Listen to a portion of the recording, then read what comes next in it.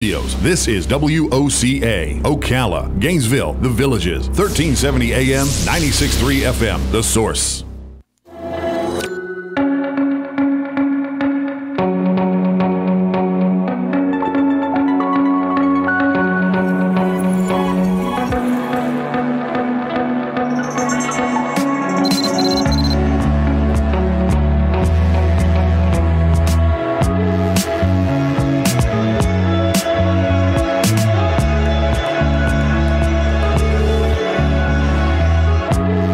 Sorry, 10 minutes before 10 o'clock. If you are going on a road trip with the kids, even if it's just to the grocery store, you're gonna have a fun time. You got to get this book. It's called Lady Lucy's Laugh Giraffe Journey. It's just filled with jokes. And you have to laugh because otherwise, it's not going to work. But listen to some of the jokes. Ready? What does the boy giraffe say to his father giraffe? You're so tall, Dad. I will always look up to you. Oh. That's one of the jokes in the book. Karen Gross is on the phone with us to talk about the book. I found it on Amazon, and they sent us a copy, so we'll give this away at the end of the interview. Karen is certified as a provider of psychological first aid. Oh, I need some of that. She's a tenured law professor for 2+ decades, a former college professor, a senior advisor to the United States Department of Education, a contributor to WPO. WPO? Yep, WP uppercase and O lowercase. All right, I'm not going to read all this, otherwise we won't have any time. Lady Lucy's Laugh Giraffe Journey. Good morning, Karen. How are you? Good morning. Nice to be back with you and your listeners. Every time you thought of one of these jokes, did you just laugh yourself silly? Well, the funny thing is that there are 75 jokes in the book, and there are 75 that got rejected. Oh, really? By kids. Oh, my gosh. Yeah, by both elementary and high school kids, because we vetted all the jokes with them. And there were some they thought weren't so funny. Some I thought were really funny. And there were some that the older students said, well, you have to be too old to understand that joke. So we kept a few of those in. But this all started with a couple of jokes, and it grew. So now we have Lady Lucy's Laugh Giraffe Journey. And people say, why? Why would a former college president write a joke book? I mean, like, really? And what's the answer? That's a joke. But in point of fact, jokes are really good vehicles for learning. And the book operates at many levels. It operates as jokes where you learn about words and wordplay and context. You get to name all the giraffe in the book. You learn giraffe facts. And giraffe are becoming extinct, and a portion of the proceeds of the book goes to the Giraffe Conservation Foundation to save giraffes. So it's kind of like one of those quadruple win things. And what's the psychological? How do I ask this question? I feel like I probably could come up with an answer, but you're the psychologist. Is okay? Let me just tell you my backstory. If I'm just feeling bummed out or whatever, I can put on something silly. I mean, dogs, like on videos, dogs chasing tails, or like if there's a comedian who tells jokes, sometimes that'll do it for me too. What is it about laughter that gets us?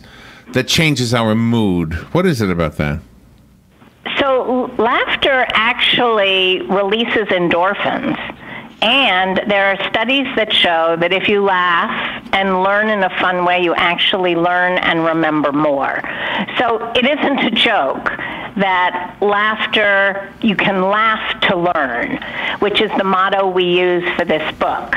Now, the psychological first aid is actually something totally different. I study trauma and kids who've been traumatized and experience toxic stress and have high ACE scores. And what this particular certification does is it enables me to go to disaster sites and help people and children navigate so that they can refine their pathway forward. Oh, wow. So, and that's actually not a joke. That's like serious. No, that does sound serious.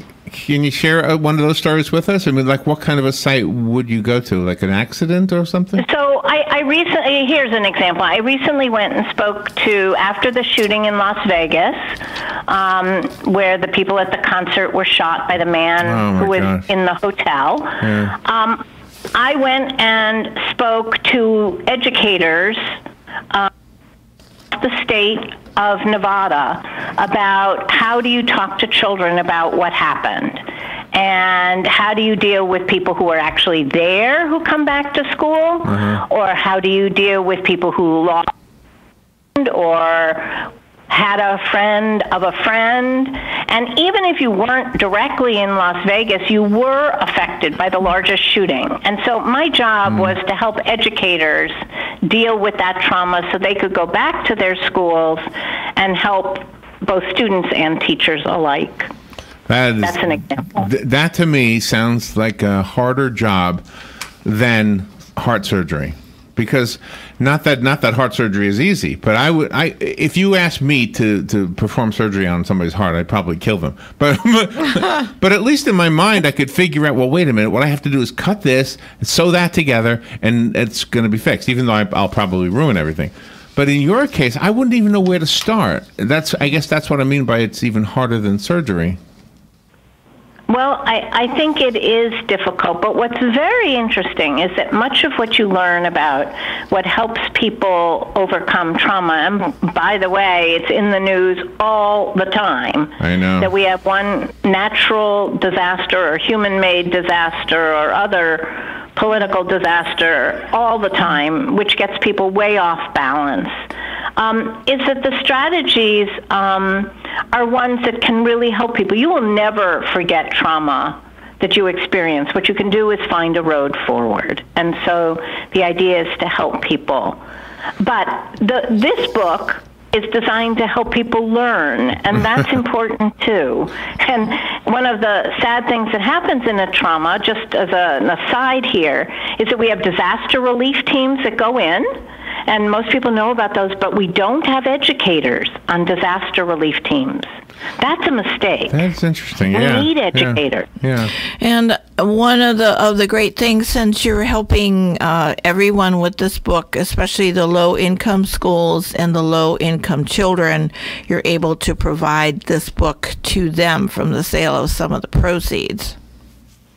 Yes. I mean, one of the important things for me is that if you don't read early and often, you will always be behind in school. You will be playing catch-up from the time you're 18 months old. And studies show that the vocabulary of kids from low-income communities or in environments that are toxic or abusive, your language use and depth is small. And then in the summers, low-income kids have enormous what I call summer melt or summer slip. They move backwards. So we need ways to support kids and help their learning. And what's interesting, I think, is that this book, Jokes, kids often don't think they're learning to read. But jokes are a way to learn to read, to think, to play with words, to be creative, to be bold. Not to mention the fact that if they tell the joke and everybody laughs, they might say, Mom, I don't get it. And then Mom can explain it.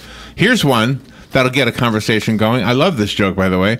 What did the male giraffe say to the female giraffe as they marched onto Noah's Ark? The answer. Remember. This is one of my favorites. It is one of my favorites, too. Remember when you said you wouldn't date me unless I was the last giraffe on Earth? That is a good one. All right, I know you got to run. Great one. I know you got to run. Here's another one that I like. Okay, go ahead. What did the giraffe say to the lifeguard at the local pool? I don't know. What did he say? Where's the deep end? The deep end. I know you've got another interview to do. Thank you so much for taking time with us today. Do you have a website for the book? I do. www.ladylucy'squest.com. I hope people will visit it and get the book and help save Giraffe and help kids as well. And get a laugh at the same time. Karen Gross, thank you so much. My pleasure being with you both again. We'll be right back.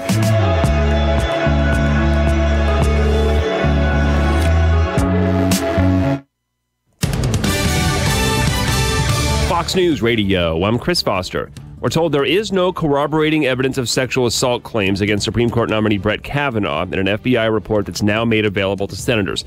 White House spokesman Raj Shah says, "What critics want is a never-ending fishing expedition into high school drinking. That's not what the senators requested. That's not where this investigation's scope went." Connecticut Democrat Chris Coons tells Fox more witnesses should have been spoken to, and in the end, I think this will be a very close vote. It hangs by a few undecided Democrats and Republicans. I haven't read this report yet. If I were to just guess today, he will be narrowly confirmed. A vote's expected Saturday. 6 days after an earthquake and tsunami in Indonesia, a French rescue team reports that it's just detected someone believed to be alive in the rubble. More than 1,400 people have died. Hundreds more Indonesian troops have been brought in to help look for people and keep order. Fox News. We report